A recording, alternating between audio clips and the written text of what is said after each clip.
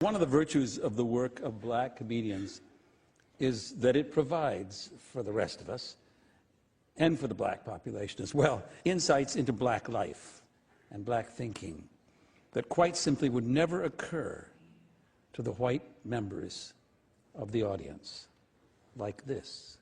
That stuff is harsh. It's lovely. I notice with both Martin and you that when you play white dudes, I can talk like that.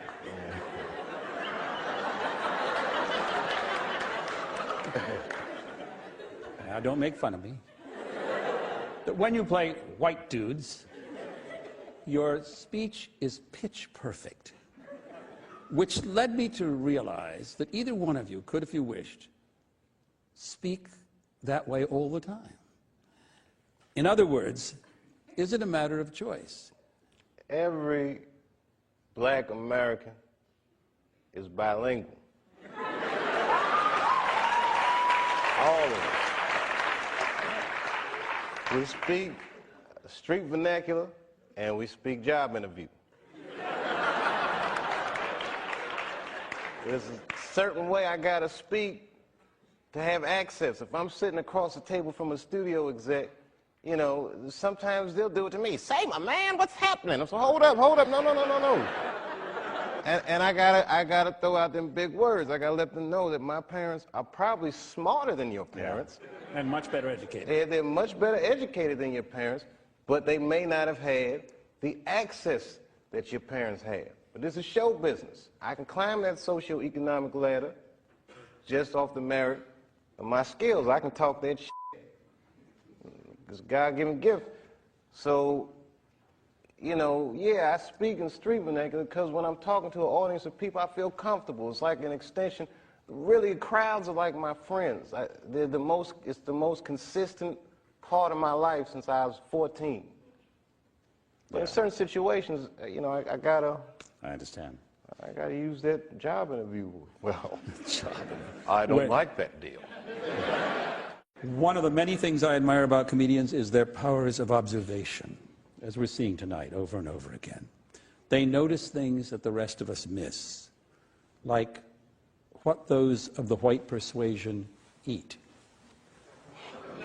Care for a glass of grape juice? That is funny. Damn right. Can you see a time in your life ever when you won't be doing stand-up? This past year, I did the least stand-up I've done since I started. 'Cause I was freaked out, man, with the fame thing and being called crazy and drug addict and all these things.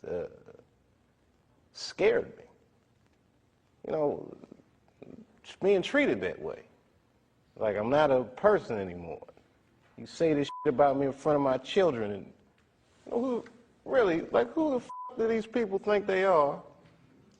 And they don't know what happened. You know, I have not spoken about what would make a person walk off the set of a successful show and go to Africa.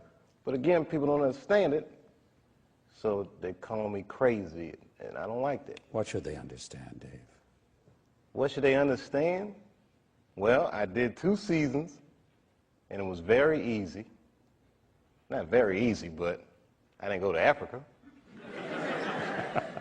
And then suddenly, when I'm getting paid what they said was $50 million, I can't do it anymore.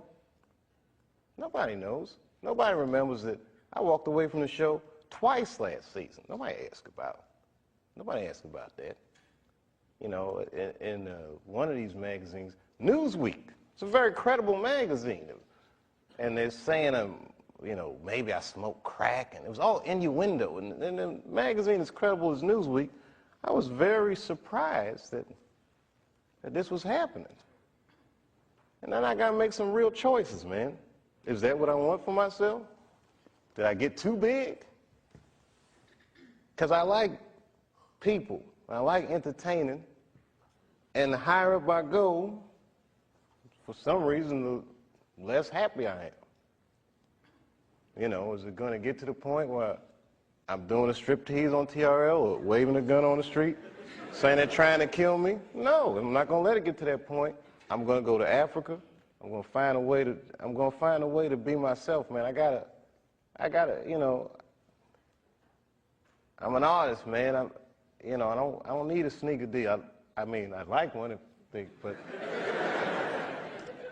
that's not the need that makes you guys go to school. You're not in this school right now because you want a sneaker deal. It'd be nice, but that's not why you're here, right? You're not here because you know you'd like to be in the movies, but to act or to entertain it's a need that maybe a lot of your friends don't even understand. But you got that need, and you have your dreams,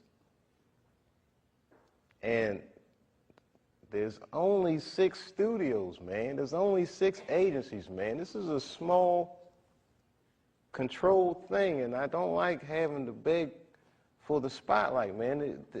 You know, the machine is good for us, and we good for the machine, and it should be fair, man. It should be fair. What did you find in Africa that was an antidote to that? In Africa? Well, a lot of things. First of all, I'm a Muslim. I don't necessarily practice the way a good Muslim is supposed to practice, but I believe in these tenets. And in Africa, there's a small community of people that don't know anything about the work I do, and they just treat me like I'm a regular dude.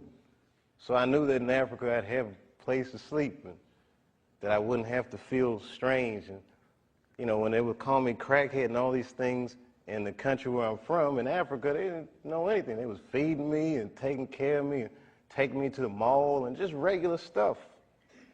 And it just made me feel good. It just reminded me that I was a person, you know. I didn't even know they were saying those things about me. Then I called home, and people would be like, "Oh, my God, are you all right?" "Yeah, chill, I'm in Africa, baby. What's going on?" And then I got a call from a journalist that had been working on a story, and he was like, "Yeah, rumor mill's going on about you. Just want to clear a few things up." And I'm like, "Yeah, what's going on?" "Okay, do you smoke crack?" I said, "What? Do you smoke crack? Did you graduate from high school?" I mean, it was all these crazy questions. And I thought about never coming back. I said, this place is crazy. Like, I'm that dude. I just thought about all the things that celebrities go through and what celebrities become in our culture.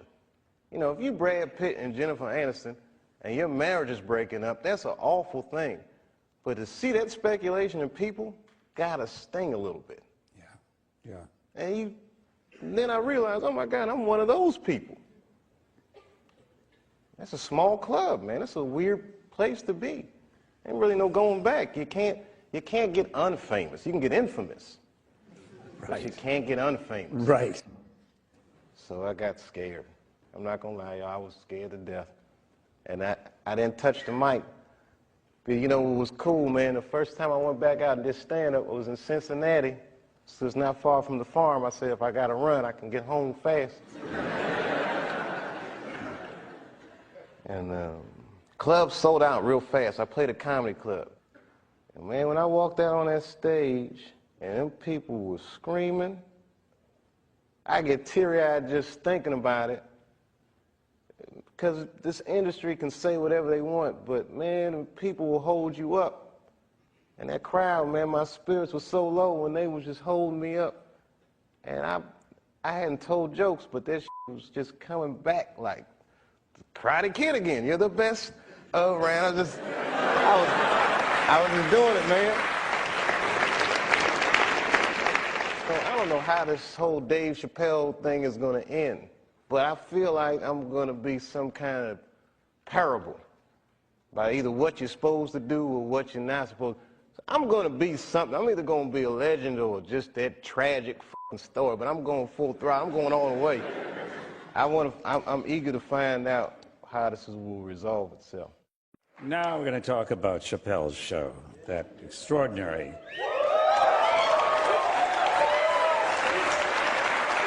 The way the show came about, it was real weird. Because me and Neil, after Half Baked, went our separate ways. We were good friends, but it was just like leaving a crime scene or something. And then I was sitting out on that farm rotting, and it was weird. I was watching this thing about Hugh Hefner having Playboy After Dark. I said, I should do a show like that. It's weird. I said, let me call Neil up. We started talking about variety shows. We wanted to do something that was real personal. That was just, I don't know, it just, the word personal kept coming up. How long did it take you to produce a show? The show was a monster. You know, we did the show, we first come up with the format, we're like, man, why hasn't anyone ever done a show like this before? I mean, 18-hour days. We writing it. We write. We look at casting tapes. We look at locations. Every element of the show, man. The show was real micromanaged, and it was coming through two dudes. One of the most famous characters appeared in the very first show. Who is Clayton Bigsby? He's a guy that writes all this subversive white supremacist literature. So he do this thing where it's like a frontline piece. So they go out into the mountains to meet him, and they find out he's blind and he's black. And doesn't know that he's black. He has no idea. And he is a vicious racist, right? Correct. By any measure, opening the series with Bigsby was a gamble. Yeah, let me tell you, putting something like that out there is scary, man. That show is like, listen, if you don't like that, you're not going to like the show. It was a good test, right? Not a test as much as a manifesto or a mission statement. You have to see Bigsby to believe it.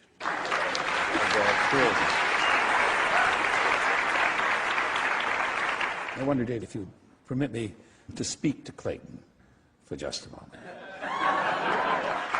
All right, at your own risk. I've been at risk since you walked out on this stage. I'm doing it. I'm happy. Mr. Bigsby. What do you want, Jew?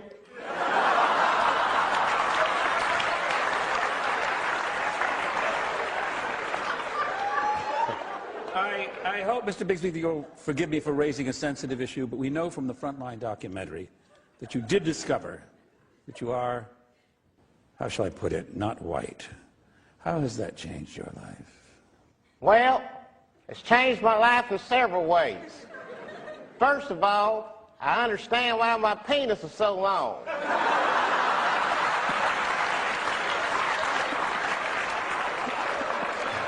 Well, I would say that's an advantage to being black. Yes, it is. Other than that, the advantages have gone down tremendously. I see. Has your realization in any way affected or softened your attitude toward our black brothers and sisters? Absolutely. Now I have tasted brown sugar and I will never go back. Have you stayed in touch with your friends in the KKK? We still write and call each other from time to time. It's a little weird, though, knowing that they knew the whole time I was black. Never told me anything about that. Don't think a real good friend would do something like that, do you? That's true. Tell me, do you miss the warmth of those cross burnings? Well, the food was good. What kind of food would you have at a cross burning, for example? Hot dogs. Really? Really? Chicken. Yeah. Yeah. But you know, it's much better hanging out with fellow colored people of color. Excuse me. Yes. Yes, it is. The music is better, turns out. That's true. God knows, yeah. Yes, and I have learned to love spice. I see. So you've turned your back on music like the Tennessee Waltz, for example. Sometimes I listen to it, mostly when I masturbate. I'm sorry, I don't know what that means.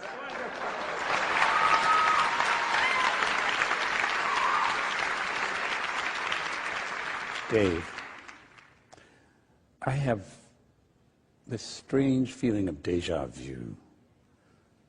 This strange feeling that somehow, somewhere, you and I have met before. Oh. In the interest of our research, where did you ever get the idea for that extraordinary sketch? Well, you know, man, I tell you, I'm a big fan of your show. And to be honest, I never envisioned myself being on the show just because I always thought my body of work stunk. You know, I see guys like Morgan Freeman on here, dudes who've done like a lot of real good movies.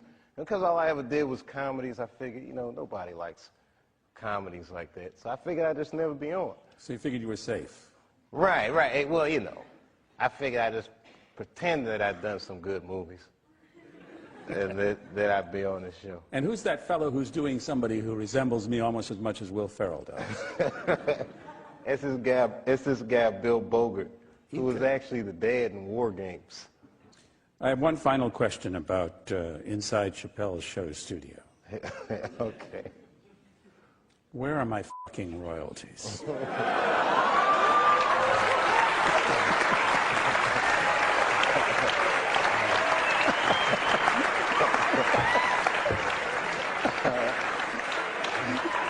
All right, Lipton. They haven't taken all the money back yet, baby. Hang on. That's $200 for you.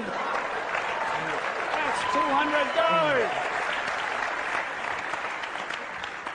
I'll just keep that right here. I'm kind of rich, bitch. In the title sequence of Chappelle's show, you occasionally dance. As you may know, if you've watched the show, dance is one of the hallowed traditions of this series. I never lose an opportunity to invite a guest to bust a move for our students. Besides, Dave, the way I look at it, you owe me one. Boy, this is tough. I've been dancing for white folks for 17 years, man. One more white folk asking you to dance. I know, I can't bust it out.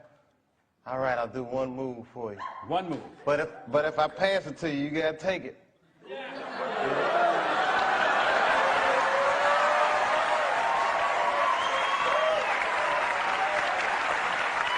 Man, we got it. We can do this. Let's make history, man. Everybody dances on the show, but you don't never dance with nobody. Come on, let me be the guy. All right, with this chair dance. You ever chair dance? All right, just take it.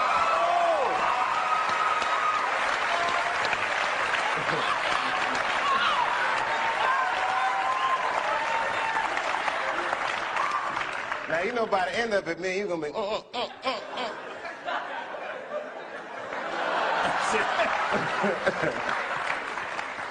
From Beat Street. Right.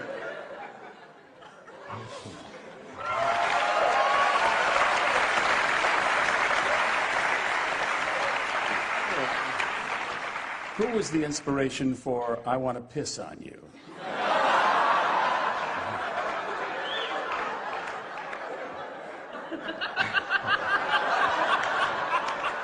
Was that serious enough? Was that in character? That was hilarious. Just the fact that you said that just makes me like, life is a trip. Life is a trip.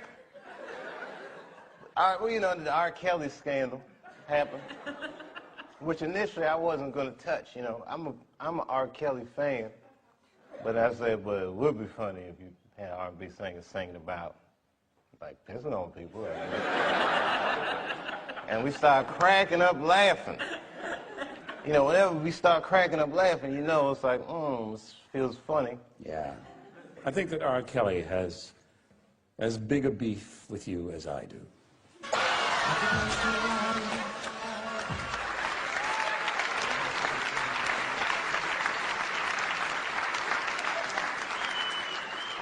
Who wrote Charlie Murphy's True Hollywood Stories? During the first season, I kept saying, I want to do something about Rick James, but I had nothing.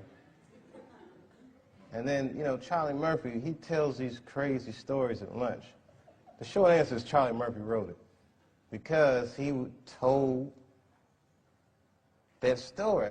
It provided this series with its, of course, most famous line. I'm Rick James, bitch! While Dave was shooting Chappelle's show, Richard Pryor's wife spoke for her husband because MS had deprived him of the ability to communicate. And what she said was that Richard Pryor felt that he had passed the torch to Dave Chappelle. Were you aware of that? Yeah, I was.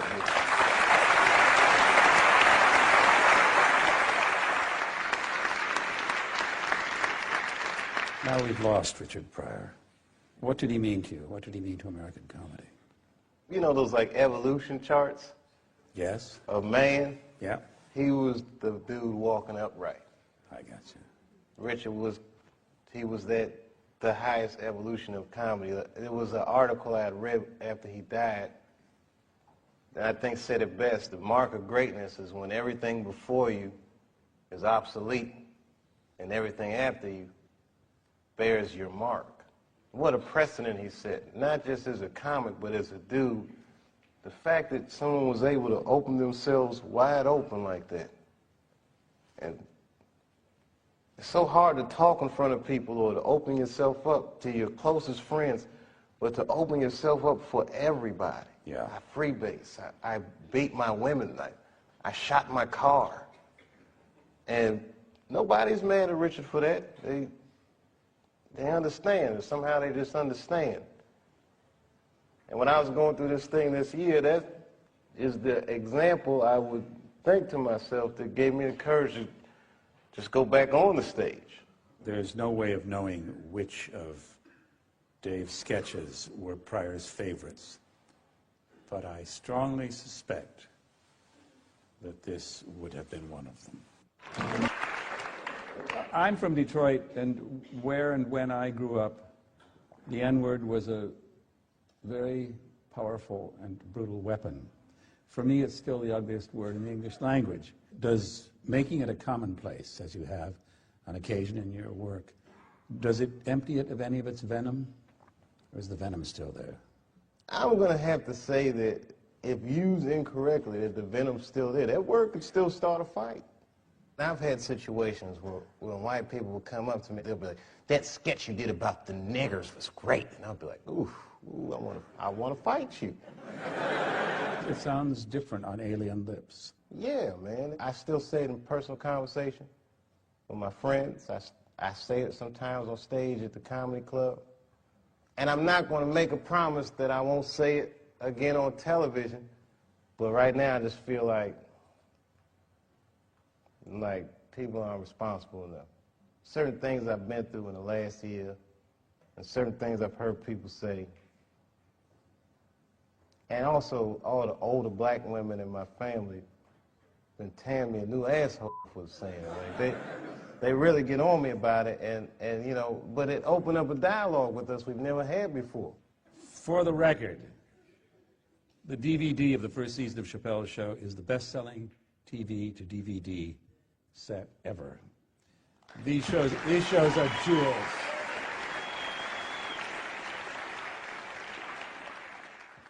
What is Block Party? Man, one of the first things I did when I made this big deal is I called my friend Corey over here. I met Corey in Ohio. He was working with De La Soul at the time.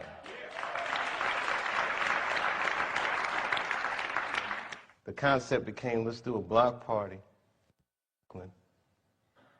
And I mean, everyone came out. Kweli came out, Common came out, Most came out, Erykah Badu, Jill Scott, The Roots, and then to top it all off, the Fugees reunited.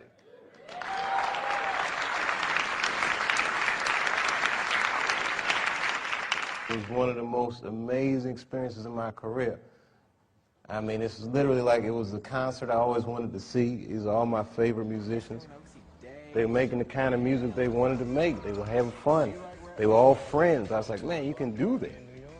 So when I got my chance to do what I wanted to do, I put them in it. I look at them, that's my life, man. These guys are like my friends and they're my inspiration. We begin our classroom with the questionnaire that was invented and used for 26 glorious years by Bernard Pivot. Dave, what is your favorite word? Shit. What is your least favorite word? No. What turns you on? I'm an ass, man. I got like girls with titties and ass.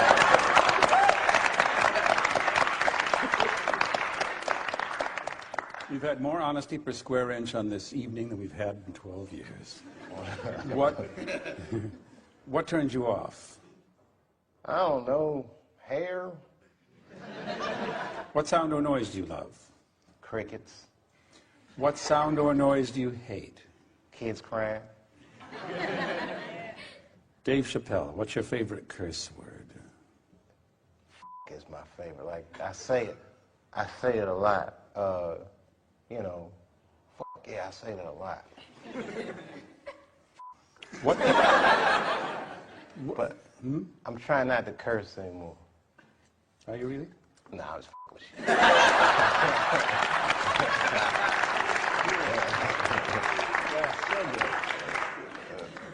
That was damn near perfect. Yeah, I know. We got to do something together. I'm good.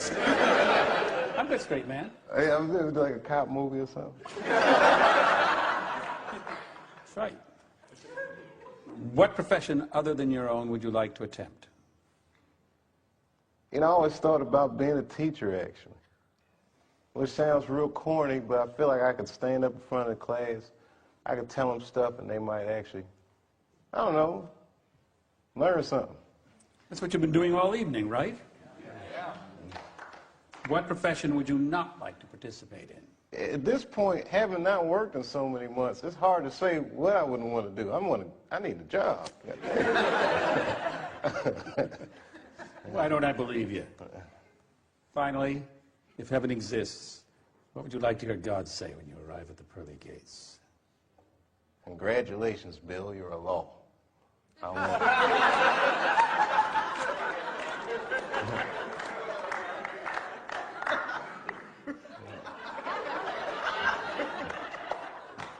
Okay, Dave, here are your students. I know, that's crazy.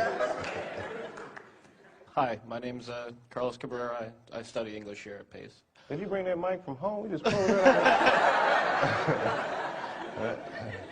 You know, you have Chappelle show, this almost like overnight success. Do you still feel that it was kind of maybe too much all at once, or do you feel that, again, with the decades worth of work, that it was just? Was it too much at once? Or do you feel it was deserved? Which it was? I don't know. I deserved something. I mean, literally. Deserve is deserved is a tough word, but the show it all seemed like a logical progression. You know, like, I could have pulled a LeBron and exploded when I was a kid, but it didn't happen that way, and I'm probably better for it. Like, had I got that kind of, I'm 32 and I went to Africa, so I can only imagine what would happen if I was like 19 and had Chappelle's show. Or if I could even handle it. It's a tremendous responsibility having a show like that. But everything's going fine, I think, till season 3. I mean, and it wasn't the fame that got to me. I love people. I like people saying that they like what I do. And, you know, there's just a whole, you know, it's like an economic threshold you cross, man. You know, they had thrown out numbers like $50 million. You put that in the paper next to your name, then that guy's going to have some serious problems in his personal life. There's no question. You know, I like to live a more open life. I don't like to have to protect myself from people. I don't want my life to become about enforcing boundaries, you know, but that's what happens when you become successful. Your humanity diminishes and you become something else to people. You ever see the cartoons where they're hungry and he looks over his buddy and his buddy look like a chicken dinner? That's kind of like, it's kind of like that. How you doing, Dave? Hey, man. My name is Kasim Bristow. I'm a third-year actor here at Pace University. I just want to know, who were your early inspirations besides Richard Pryor and Eddie Murphy? You know what was a big influence on me that is really weird is Bugs Bunny. Well, it's just weird. If you watch a lot of the stuff I do, you can almost see the influence in it. Because these animators would animate these performances that were off the hook. And the guy that did the voices was Mel Blanc. This guy was like some kind of savant or genius or something. But they had some kind of real big comedic influence on me. Like, I like those cartoons. I think that was my first real big comedy influence, was a rabbit. Hello. Hello. My name is Skylar Jessica Edmond. I'm a freshman studying forensic science. You just real cool and down to earth. Like, what do you think what exactly do you think it is that just keeps you there? Like, I am cool, I got money, but that's all right. Skylar, I'm going through some real tough, real times, some nitty-gritty stuff.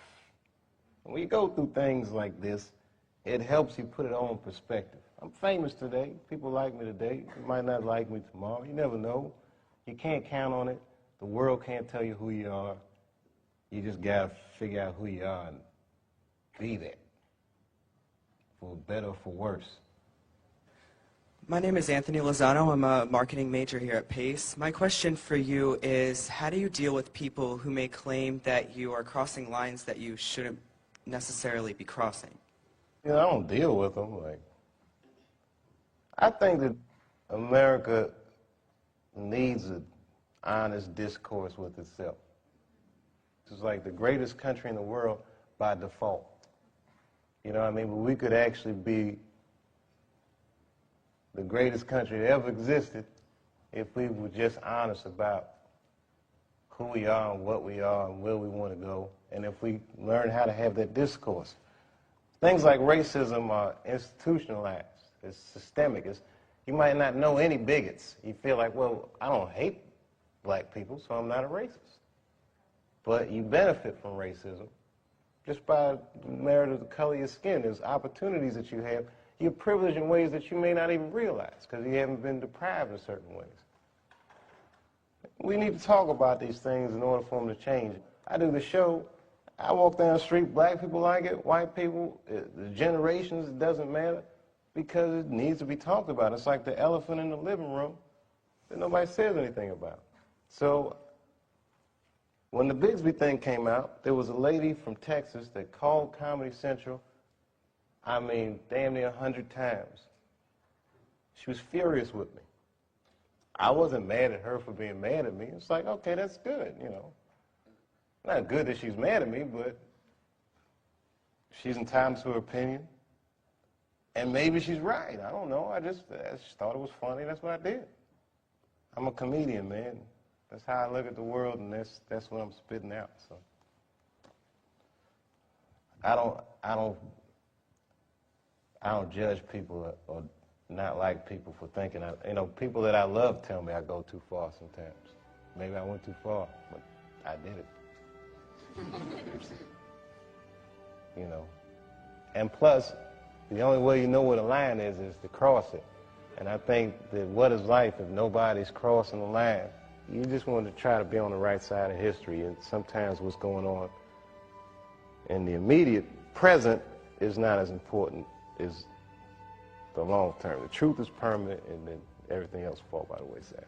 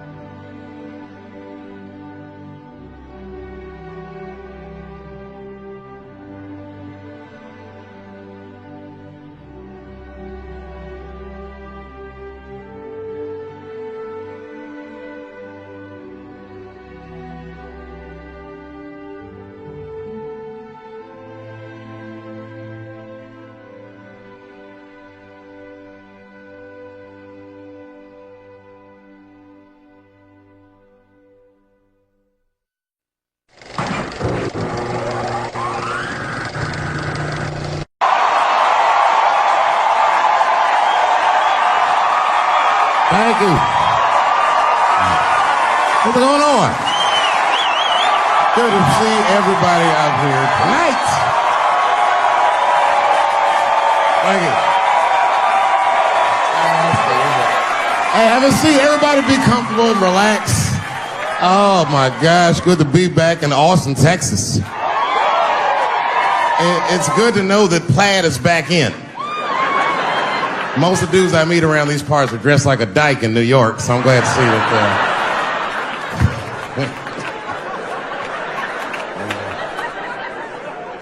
Man, fucking Texas, this place is pretty good.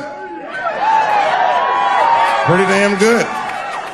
You know, I was in Santa Fe the other night, and a motherfucker threw a banana peel at me. Yeah, that didn't feel so good. Of course, it was a white person. Not to indict the whites, I'm just saying. Not to profile. And then, not only did he throw a banana peel at me, but it was premeditated. You could tell. You could tell the peel was too brown, you know what I mean? It was like, you didn't eat that banana recently, motherfucker. You had that shit waiting on me. And the whole crowd was white, so it just got instantly creepy, and everyone looked like they were looking at 12 Years a Slave or something. They were always like,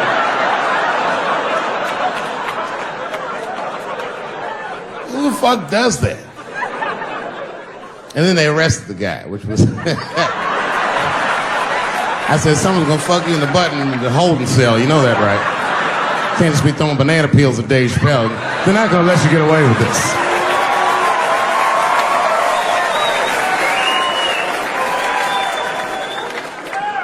And the press called me up like, do you have a statement? A statement?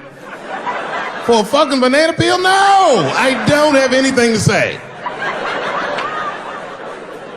This guy was like fucking famous for throwing a banana peel at me.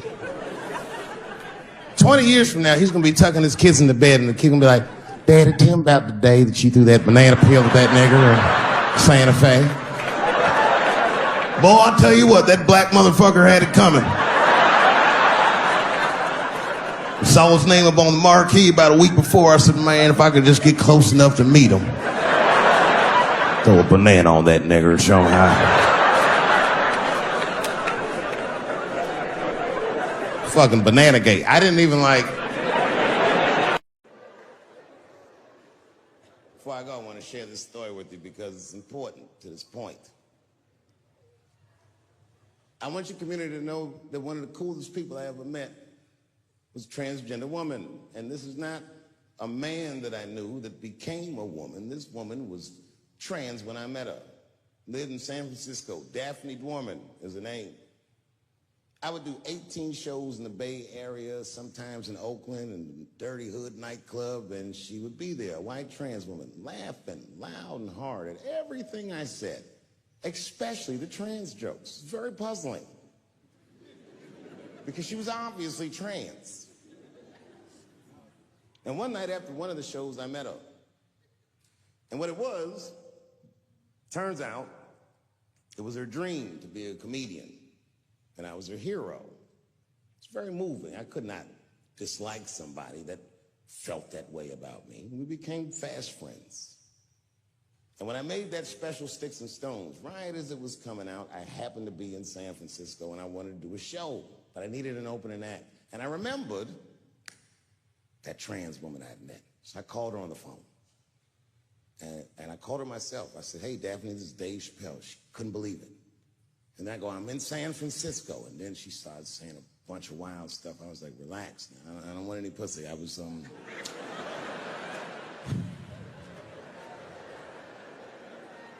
was calling because I'm doing a show and I need an opening act.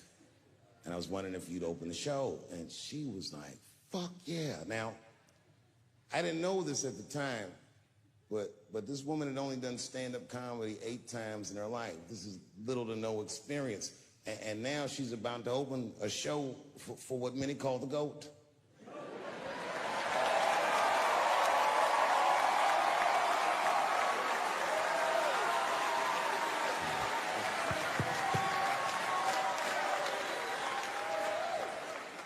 She's an amateur in stature, but in practice, she was very professional. She showed up early, which is something I appreciate because I like people to be on time. She was dressed to the motherfucking nines. I mean, I'm transphobic, and even I was like, you look nice.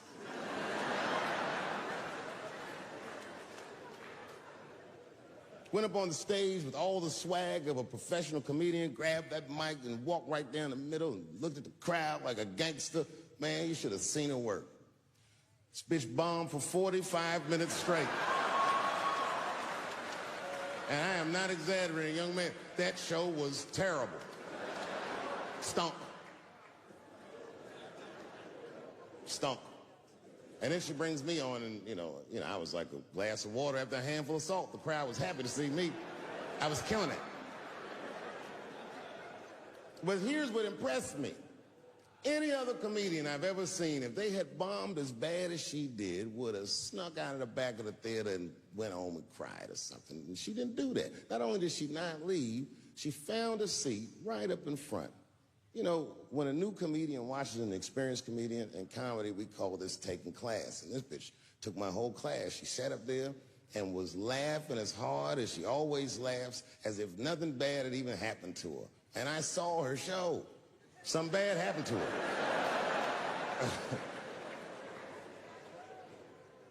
She was drunk.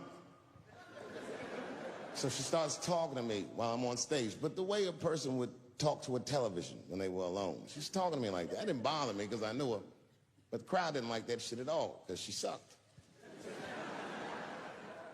And a guy in the back of the room stood up, and Daphne's hair was dyed blonde at the time, and the guy screamed out, and his energy felt wild as fuck. He said, "Hey, Daphne!" And everybody kind of clamped, like got tense.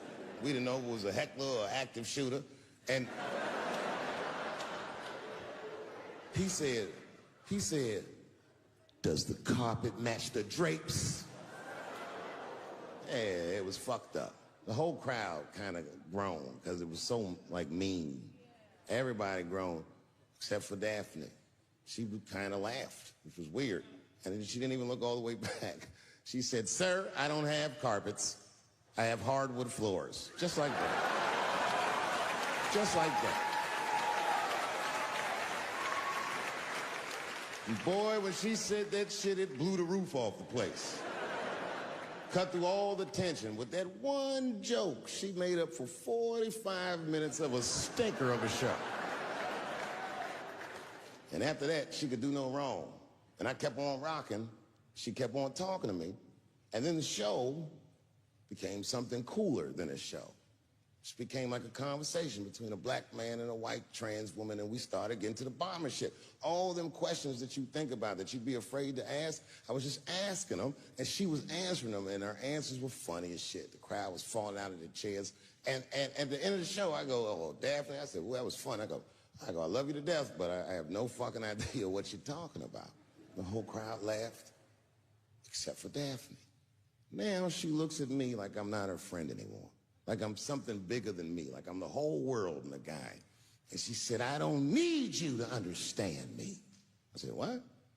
She said, "I just need you to believe," just like this, she goes, "that I'm having a human experience." And when she said it, the whole crowd kind of gasped. And I gave it a Fight Club look. I said, "I believe you, bitch." Because she didn't say anything about pronouns. She didn't say anything about me being in trouble. She said, "Just believe I'm a person and I'm going through it." And oh, I believe you because it takes one to know one.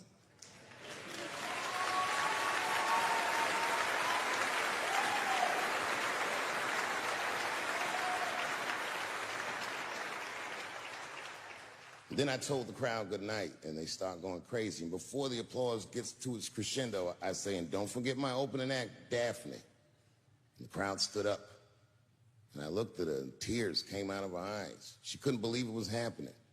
I couldn't believe it was happening because her show stunk. And it was a great night. I remember the late, great Paul Mooney was there, a bunch of fly-ass comedy niggas was there. And we all went backstage and was just drinking and talking shit and laughing, and Daphne stole the room. She had everyone cracking up, spinning the yarn, telling us all these crazy stories about shit she be into. We all laughing real hard, and then she's telling us, and everyone's laughing. I'm looking around, I'm like, oh my God, she is funny. I pulled her aside and I said, "You're hilarious." I didn't know that when you were on stage. I said, you're doing some things wrong, but I can help you. I said, anytime I'm in San Francisco, why don't you open the show for me, and I'll just try to give you some pointers, see if you can't work this thing out. And she said, are you serious? I was like, yeah. And she grabbed me real tight, hugged me, squeezed me, and I pushed her off violently because I'm transphobic. I said, boundaries, bitch.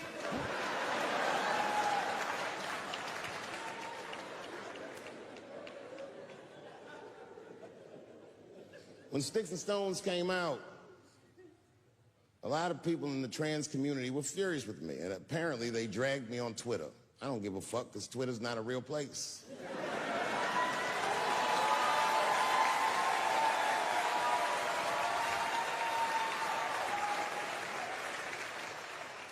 And the hardest thing for a person to do is go against their tribe if they disagree with their tribe. But Daphne did that for me.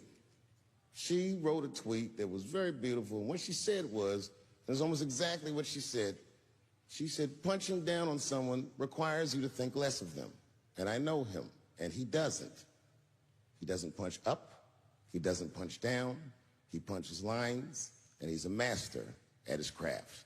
That's what she said.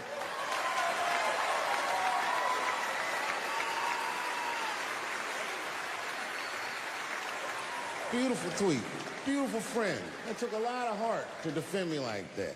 And when she did that, the trans community dragged that bitch all over Twitter.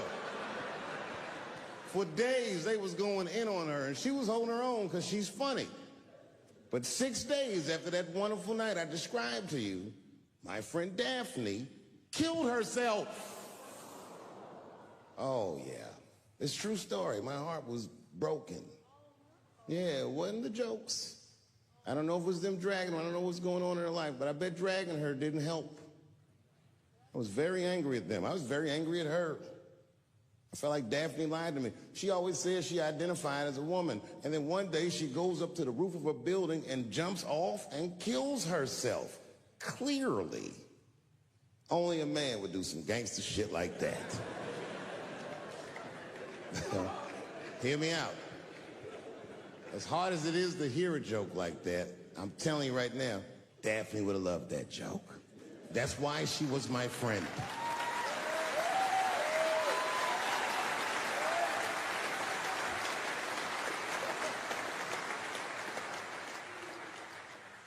I was reading her obituary, and I found out she was survived by a daughter. And the moment I found that out, and this is true, Anderson Cooper from CNN texted me. And all he said was very nice. He said, I'm sorry to hear about your friend. And I texted him right back, new phone, who this? He said, it's Anderson Cooper. I said, oh, I said, Anderson. I go, look, I need to find her family. And he texted me right back with all the phone numbers and all this information. I say this to say, if you ever want to know about anything gay, call Anderson Cooper from CNN. This nigga is faster than Google.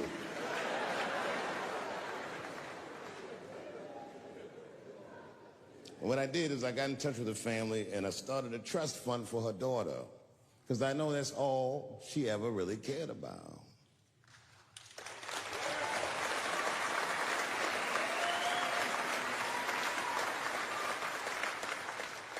And I don't know what the trans community did for her, but I don't care, because I feel like she wasn't their tribe.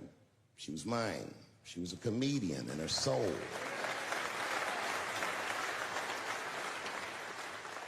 Her daughter is very young, but I hope to be alive when she turns 21, because I'm going to give her this money myself.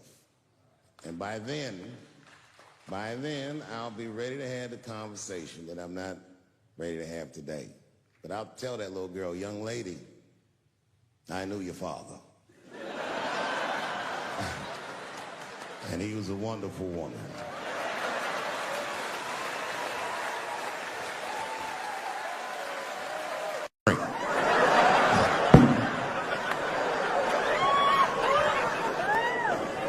Look, honestly, I'll stop talking about it. Let me say this, though. Let me just say this. Can we all just say that we've seen it coming? Were you surprised? It's like when that guy threw that banana at me.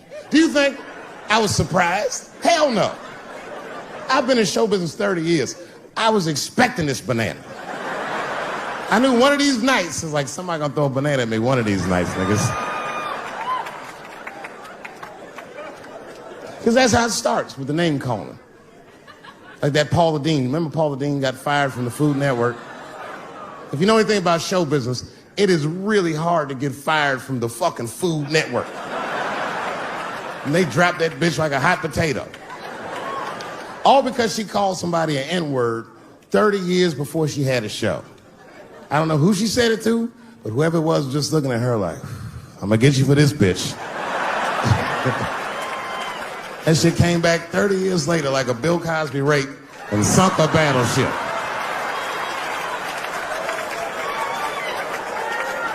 And every black person was mad, but we weren't like that mad. I was just like, well, how's this bitch gonna call me a nigga when she taught me how to fry chicken? That's not fair.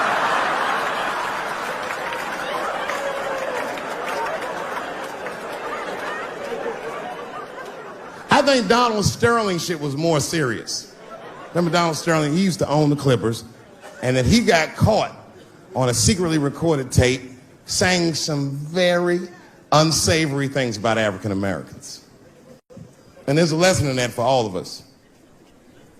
The lesson is, if you are old and white and racist in this great country, whatever you do, don't tell your black girlfriend about that shit, because that's who made the tape.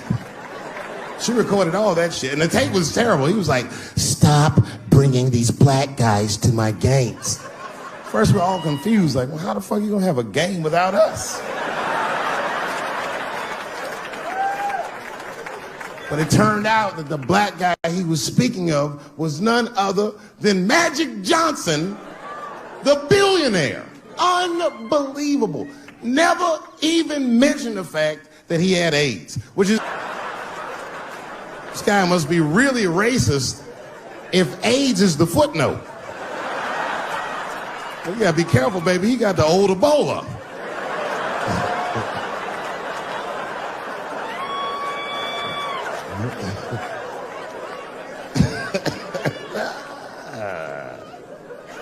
You can say what you want about that girl, but I'm gonna tell you right now, she is a goddamned hero.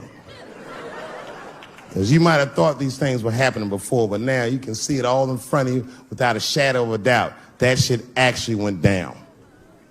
She sucked that old guy's dick. She really took one for the team on that one. It's really gross. This dick is like 80 years old. It's like tasting history. Like 5 wars on it, civil rights movement, Great Depression. This guy's been fucking from 40 years before Bill Cosby's first rape. This is a very old man. A very old penis. But all that shit is still, it's just name calling. Like, name calling does not break the modern black man. That's not gonna do the trick. I don't give a fuck about that. Like, if I went to Kentucky Fried Chicken, Ku Klux Klan, hood on top of their head, what do you think I'm gonna do in this day and age? Run out Kentucky Fried Chicken? Not if I'm hungry. I'll go straight to the front. Hey, man, let me get a 2-piece. I don't give a fuck what he says. You want a biscuit with that, nigger? I thought it came with a biscuit. What's all this attitude?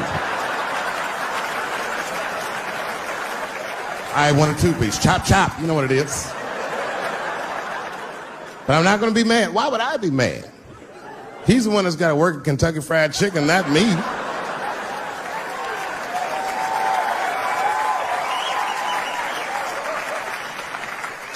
Well, how about this? What if I lived in Austin and I had a white girlfriend? It's possible in Austin. As a matter of fact, some people say it's necessary, but that's not the point. And me and my white girlfriend at home one night, and we're just doing what lovers do. Maybe she's butt naked and she's down on one knee, giving me a hand job. I love a good hand job. And she's really jerking me off. You know, getting her obliques nice and tight. I got a huge dick, so she's like, And I'm like, wow, this really feels wonderful. I think I'm gonna come. nigger. I know, that's a tough one. But what do you think I'm gonna do? Hey!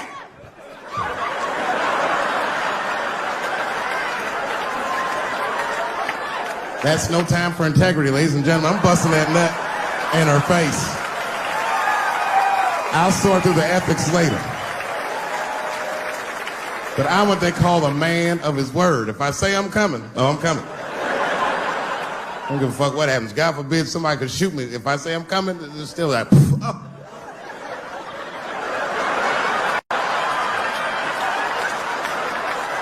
Doesn't mean I like getting shot.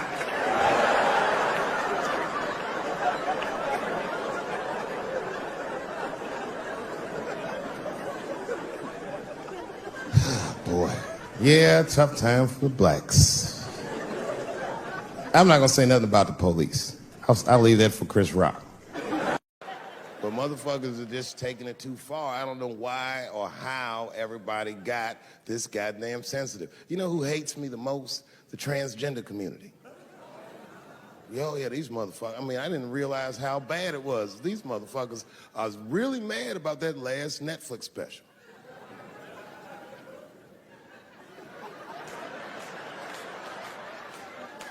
It's tough, man. I don't know what to do about it because I like them.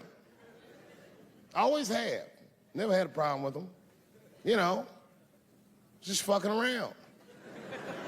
As a matter of fact, I think I make fun of everybody. And, I mean, as a group of people, they have to admit, it's kind of fucking hilarious, man. I'm sorry, bro. It's like, I've never seen somebody in such a hilarious predicament not have a sense of humor about it. They're born feeling like there's something other than they're born as, and that's kind of funny, you know? I mean, it's funny if it's not happening to you. It's like that white black bitch that's in the news all the time. Rachel Dolezal. She's a white woman, but then she dressed up like a nigga and shot her way up to the very top of blackness. And I always wanted to meet her just so I could understand. I just wanted to like have dinner with her so I could just look in her eyes and call her a nigger to her face. The fuck is that bitch talking about? I identify black. That is trans talk, lady. Stop biting. Stop biting. There's a big difference between her and a trans. The difference between her and a trans is I believe transgenders. I don't understand them either, but I know they mean what they say. Them niggas cut their dicks off. That's all the proof I need. I've never seen somebody just throw their dick away. Don't need it.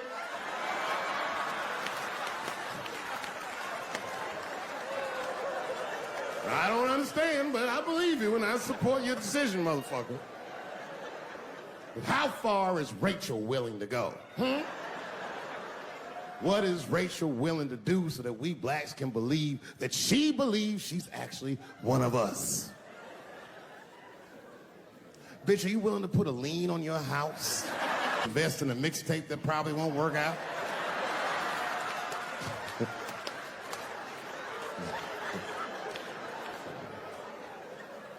She didn't even change her name. Didn't even change her name. Her name is Rachel. I can't believe in that name. If you want my support, you're gonna have to change your name to the blackest shit I've ever heard. Bitch, you're gonna have to change your name to Draymond Green. I don't know a blacker name than that. That shit is black on paper. If you type Draymond Green into Airbnb, that shit will log off automatically.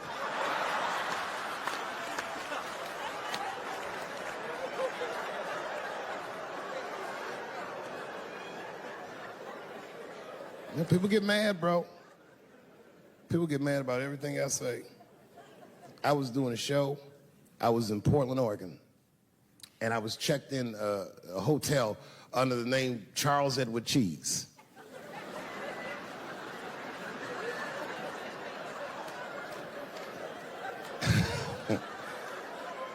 And I came back, and there was a note. It was like a letter on my desk. It was addressed to Mr. Cheese. So obviously, I'm going to assume that whoever wrote this letter must be an intimate friend of mine. This is not some kind of name that a person would just guess. But then I open the letter, and it turns out I don't know this person at all. It's a fan letter. You know, I'm not even used to the idea that I have fans, but I'm grateful for it. And even though I'm grateful for fans, I don't read those letters. Be nice if I did, but realistically, it's like, what am I, Santa Claus, nigga? I don't have time for this. Like, got shit I want to do. I'm trying to chill. Read all these dreams and wishes from strangers, but I read it. I'd already opened it. So I just read the whole letter. And you know what, man? Whoever wrote this letter truly loves me.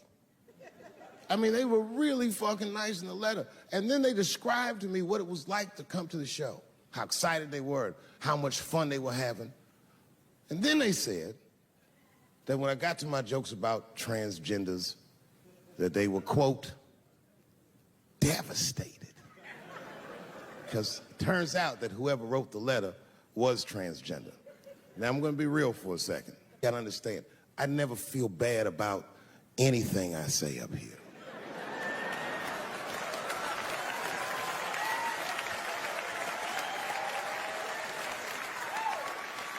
And I would never admit this to you if I hadn't locked your phones up.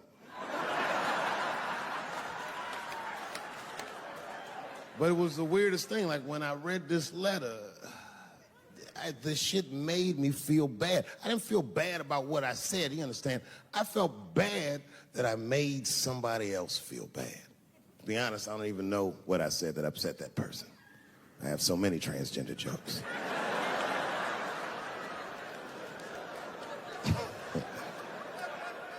But I feel like it was probably this joke I'm about to tell you right now.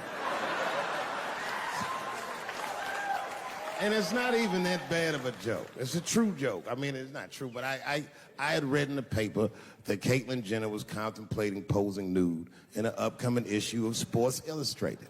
And I know it's not politically correct to say these things, so I just figured, fuck it, I'll say it for everybody else. Yuck. Oh, sometimes I just want to read some stats. I don't know why you're going to cram some man pussy in the middle of the sports page like this. I just didn't think that was the place for it. But I wasn't saying anything like Caitlyn Jenner's a bad person. I'm not mad at her for doing it. Not even mad at Sports Illustrated. If I'm mad at somebody, I'm probably just mad at myself. You understand? Because deep down, I know that I am not strong enough to not look at those pictures.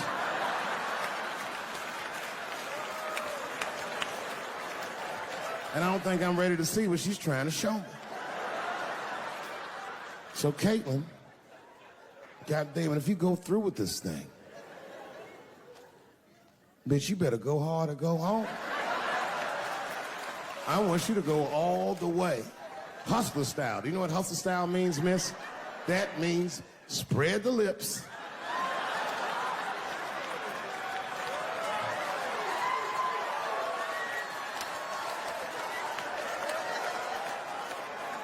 I hope she spreads her lips and there's an itty bitty dick inside. Ah! The show is behind the curtains.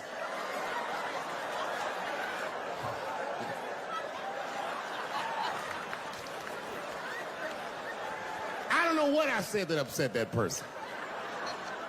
But I'm going to tell you something. When I read that letter, and the moments after I read it, I did something that many black men in America do not have the time or the money to do.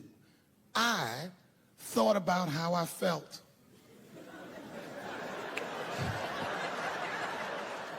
I asked myself a very basic question that I don't think I ever directly contemplated. I said, man, Dave, if you're writing all these jokes, do you have a problem with transgender people? And the answer is absolutely not. The fuck do you guys think I am? I don't understand all the choices that people make. But I do understand that life is hard, and that those types of choices do not disqualify you from a life with dignity and happiness and safety in it.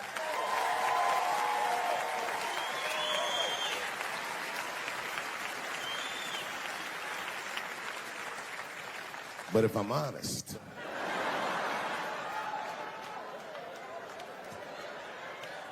my problem has never been with transgender people. My problem is transgender people. I just feel like these things should not be discussed in front of the blacks. It's fucking insulting, all this talk about how these people feel inside. Since when has America given a fuck how any of us feel inside?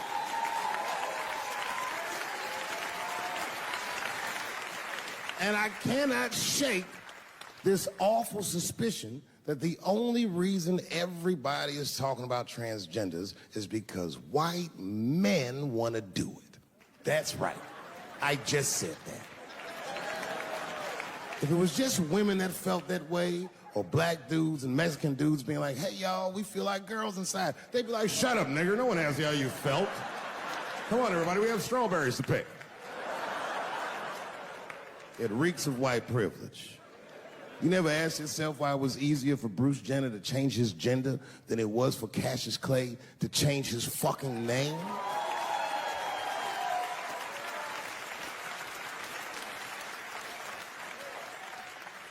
And if I were to be brutally honest,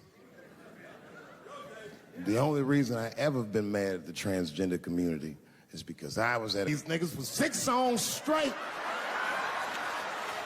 I had no idea. And then the lights came up and I saw them knuckles. I said, oh no! And everybody was laughing at me. Hi, world star. I said, why didn't you say anything? And then I heard that sultry voice. I didn't say anything, Dave Chappelle, because I was having a wonderful time. And I wasn't sure how you'd feel about it. I said, you knew how I'd feel. And she said, I'm going home. I don't want any trouble from you.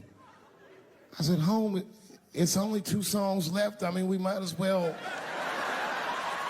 finish the night. And we ended up having breakfast together. Oh, grow up. That doesn't make me gay. I just titty fucked her. His titties are as real as any titties in L.A. It's 2 o'clock in the morning. I was just borrowing a little friction from a stranger. Whoops.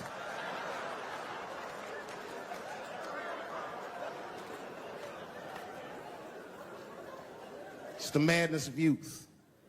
It's the types of mistakes that a man makes when he's young. I wouldn't even know that it's necessarily a mistake. It was a wild night out.